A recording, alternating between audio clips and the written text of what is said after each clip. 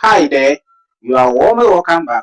Today, we are going to look at the addition and subtraction of cells. Addition and subtraction of cells. Now, when in any mathematical concept, there are some rules or guidelines that governs how to simplify or carry out operations on them. In addition and subtraction of cells, there is a general rule that governs how we can add or we can subtract any given set. And this general rule is called the like cells rule. It is called the like cells rule. And this is the rule. The rule states that in simplifying cells, only like cells can be added or subtracted.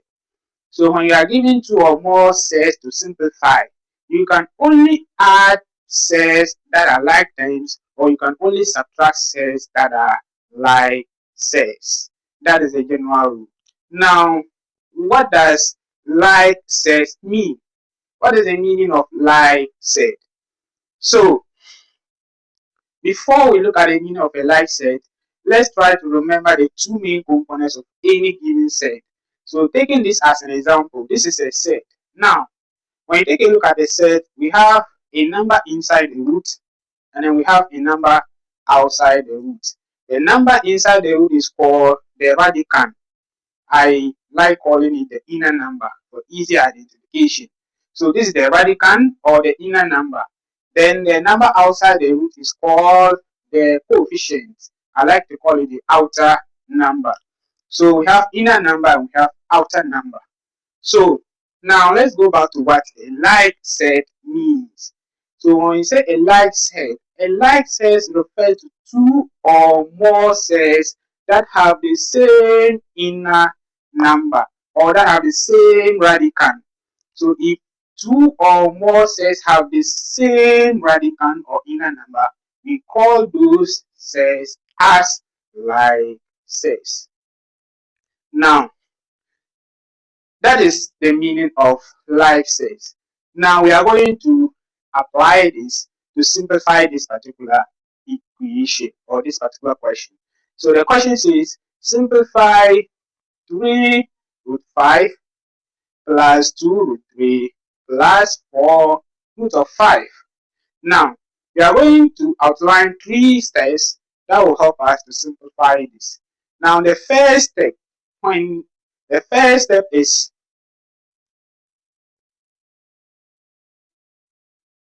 simplify all the roots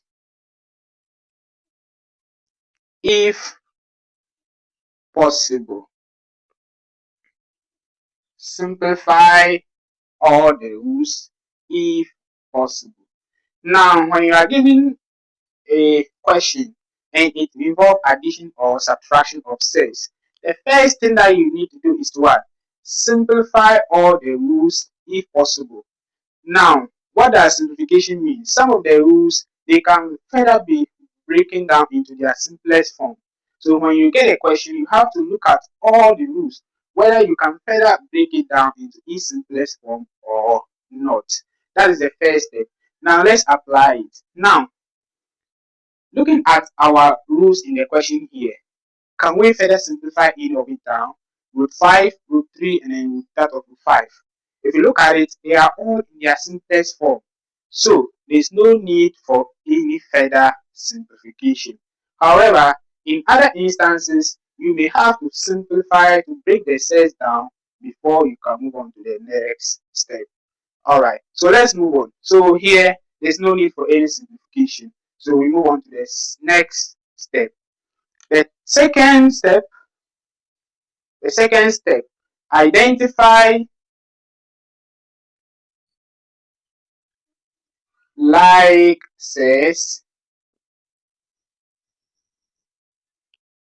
and add only their coefficients. Now the second step says identify like cells and add only their coefficients. Now we are going to look at our question and then we'll fish out like cells. Cells that have the same radicand or the same inner number. Cells that have the same inner number. So looking at our question, let's say we have set A, B, and that of C. Which of them are live? We can see in A we have the inner number of the radicand is 5, A to the inner number and the radicand is 5. So the A and C are live cells, so we can what? Add their coefficients. The operation addition is performed on only their coefficients. Now let's do that. So the coefficient here is 3 plus the coefficient here is 4. That is the second step. We are moving further. Now, after identifying like cells and adding their coefficients, the next step you are going to take is to multiply the answer by one of the rules. Now, we have identified our answer, our like cells. We have added. So we should multiply this by one of the rules. So here is root 5, here is root 5. We just take one of them, which is multiply by root of 5. Now the last term is plus 2 root of 3. Plus 2 root of 3. Then we move on to further simplify. 3 plus 4 will give us 7 root of 5 plus 2 root of 3 plus 2 root of 3. Now let me know. We had 7 root 5 plus 2 root 3. Can we further simplify this down? Let me know in the comment section. If yes, you tell me why. If no, you tell me why. I'll be reading comments and I'll be responding. Thank you very much. Let's simplify this question together. So the question says 3 root 48 plus 2 root 27 minus root of 12. Now, in simplifying cells, the most important thing you need to do first is to identify the operations among the cells. Now, the operations here is positive and negative, plus and minus, addition and subtraction. Now, if it is addition and subtraction, we apply the rule governing adding and subtracting cells. And the general rule for adding and subtracting cells is that you can only add or subtract like cells. A like set is a set of two or more cells that have the same radicand or the same inner number. The inner numbers here are called radicands So if two or more cells have the same radicands, they are called like cells. And the addition and subtraction rule says you can only add such cells. But when you look at our question here, none of the inner numbers are the same. At first glance, none of them are the same.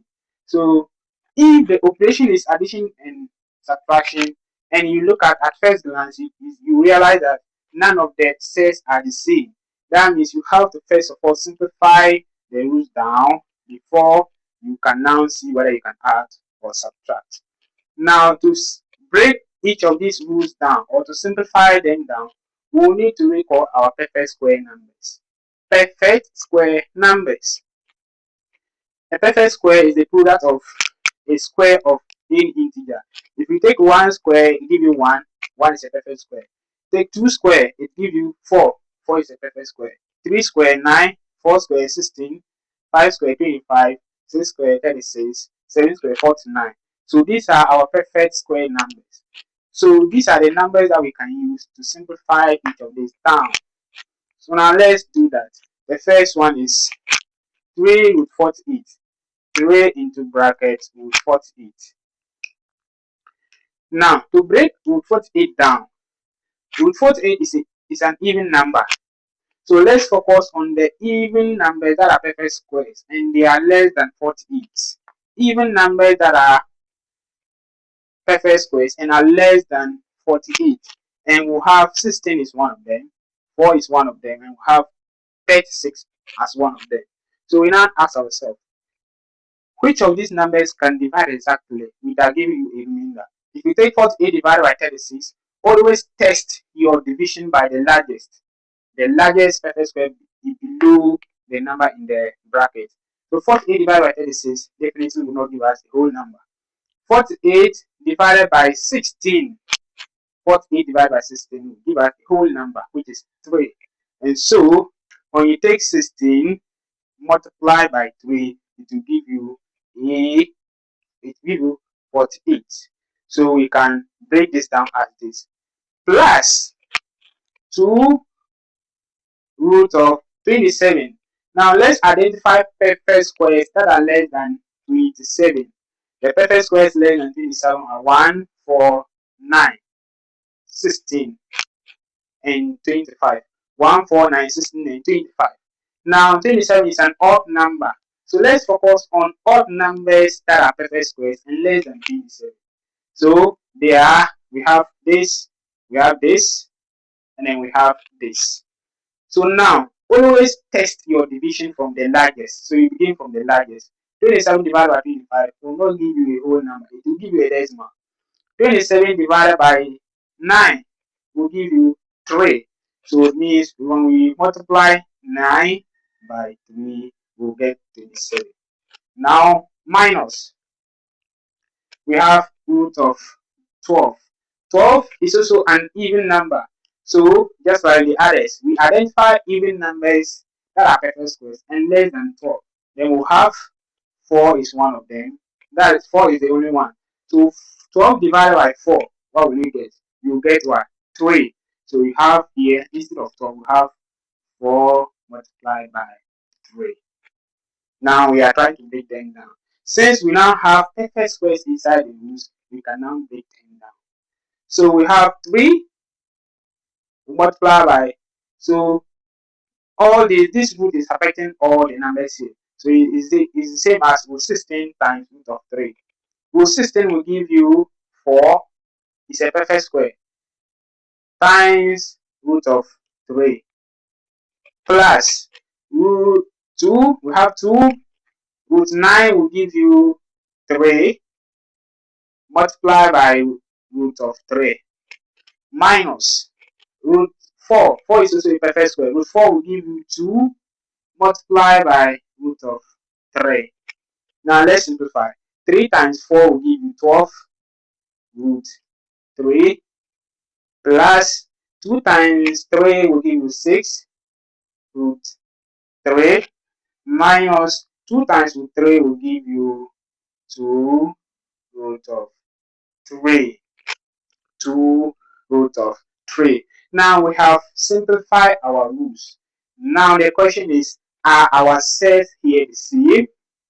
Of course, yes, because all our inner numbers are the same, or all our radicals are the same. Therefore, all these sets are what? Like sets and can be added or what? Subtracted. Now, the next thing is to do is what? Now add them together. And remember, in the addition or subtraction of sets, the operations are only performed on the outer numbers, the coefficients. So since all the roots or the inner numbers are the same, you just pick one of them, root 3. Now we now perform the operations on the outer numbers. So we take the operation, the outer number here, which is 12, plus 6. Now the outer number here is minus 2 multiplied by one of the roots. In doing that, we'll have 12 plus 6 will give you, so we'll have 6 minus this, we have 12 plus 4 root of 3, and then we'll have 16 root of 3. 16 root of 3. And that is how we add or subtract any given set. So basically that is the procedure. So you see, the first thing you need to do is to observe if the sign is addition or subtraction. First of all, simplify, just like we did with your perfect squares. Then you now go ahead to apply the addition and subtraction rule, which says that only like sets can be added or subtracted. And then you'll get your final answer as this.